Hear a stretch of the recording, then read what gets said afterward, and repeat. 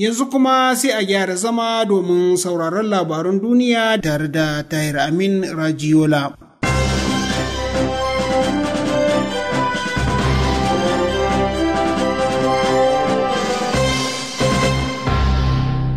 Ga labaran duniyan da farko ga kanunsu.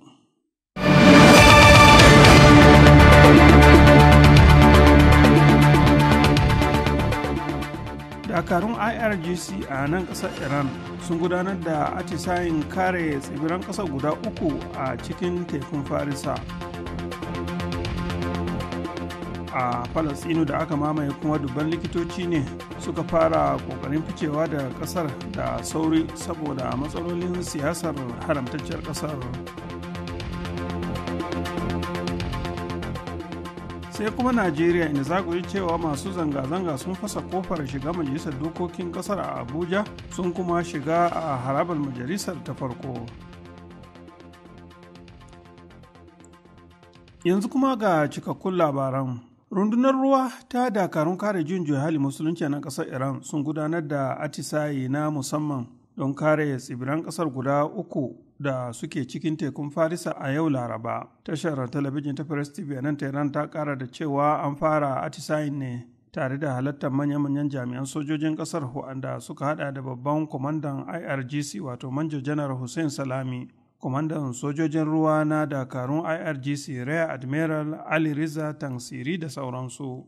Labarin ya kara da cewa an gudanar da atisayin ne a tsibirin Abu Musa, ɗaya daga cikin tsibiran guda uku. Sannan atisayin da aka gudanar sun hada da gwajin jiragen yaƙi daban-daban na ruwa, makaman sama zuwa ƙasa, jiragen yaƙi wanda ake sarrafa su daga nesa samfuri daban-daban. Har ila yau an gwada jigilar sojoji daga cikin ƙasa zuwa tsibiran guda uku wato Abu Musa, Tumbe Kucek da kuma Tumbe Bozorg a cikin mintoci kimanin 15 kacal. Da ƙarshe dai dakarun sun tabbatar da cewa ba a buƙatar sojojin ƙasashen waje don tabbatar da zaman lafiya cikin tekun Farisa da kuma ƙasashen yankin. Likitoci fiye da 3,000 ne a haramtaccen ƙasar Isra'ila suka fara yunkurin ficewa da ƙasar Falasɗinu da aka mamaye bayan nasarar da Netanyahu ya yi na sauya dokokin da suka shafi shari'a a ƙasar, wanda hakan idan ya tabbata za a fara fuskantar ƙarancin likitoci a haramtaccen ƙasar. Tashar talabijin ta Almayadin ta ƙasar Lebanon ta nakalto kafafen yada labarai na Yahudawan na cewa tun bayan tabbatar da sauye-sauyen da aka yi a ɓangaren shari'a a ƙasar, likitocin suka fara neman fasfot na ƙasashen waje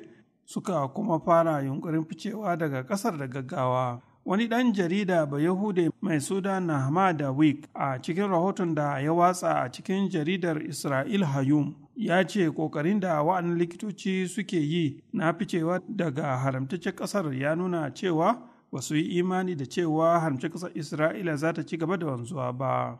Jirgin sama na farko ɗauke da turawa daga ƙasar Nijar ya isa birnin Paris na ƙasar Faransa bayan zanga-zangar nuna adawa da ƙasar Faransa wanda mutanen ƙasar Nijar suka yi a ranar Lahadin da ta gabata. Labarin ya kara da cewa kasashen Faransa, Italiya da kuma Espaniya har ila da wasu kasashen Turai sun buƙaci 'yan ƙasarsu su fice daga jamhuriyar Nijar saboda al'amuran tsaro na daɗa taɓarɓarewa a ƙasar. A ranar Ladi ce wato ƙungiyar raya tattalin arzikin ƙasashen yammacin Afirka wato ECOWAS ta bawa sojojin na Nijar da suka yi juyin mulki zuwa mako guda na su mayar da mulki ga zaɓaɓɓen shugaban ƙasa Bazoum Muhammad, sun kuma yi barazanar ɗorawa ƙasar takunkuman tattalin arziki idan sojojin sun ƙi hakan.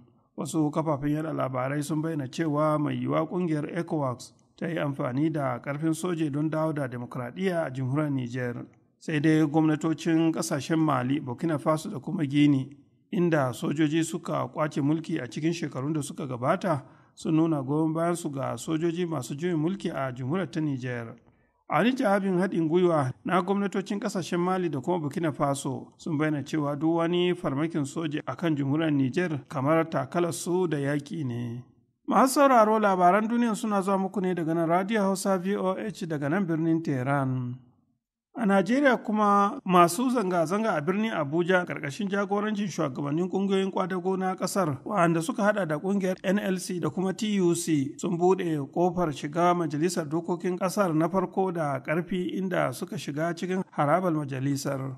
Jaridar Daily Trust ta Najeriya ta bayyana cewa masu zanga-zangar suna buƙatar bayyana takaicinsu kan mummunar rayuwar da 'yan ƙasar musamman ma'aikata suke yi. Ƙungiyoyi da suka shirya zanga-zangar dai sun bayyana cewa za a gudanar da zanga-zanga irinsa a jihohin ƙasar da dama, daga ciki har da Lagos, Abia, Plateau, Kaduna, Kano, Rivers, Zamfara, Katsina, Cross River, Ebonyi, Enugu, Kwara, Ogun, Imo, Ondo da kuma Edo. Kafin haka dai ɗaruruwan masu zanga-zanga sun taru a dandalin Fontaine a tsakiyar birnin Abuja kafin su isa majalisar dokokin ƙasar.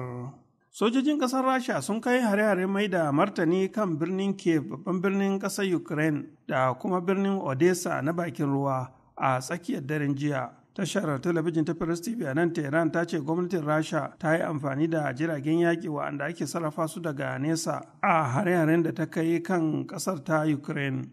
A birnin Kiev dai makaman Rasha kimani 10 ne suka lalata wurare da dama a cikin birnin, daga ciki har da kasuwar Solomyevsky, babban kasuwa da ya shahara da hada-hadan kasuwanci a birnin na Kiev, amma babu wanda ya rasa ransa. Magajin garin Kiev, Vitali Klitschko, ya bayyana cewa hare-haren sun shafi tashar jiragen sama na birnin Kiev da kuma wasu wurare masu muhimmanci.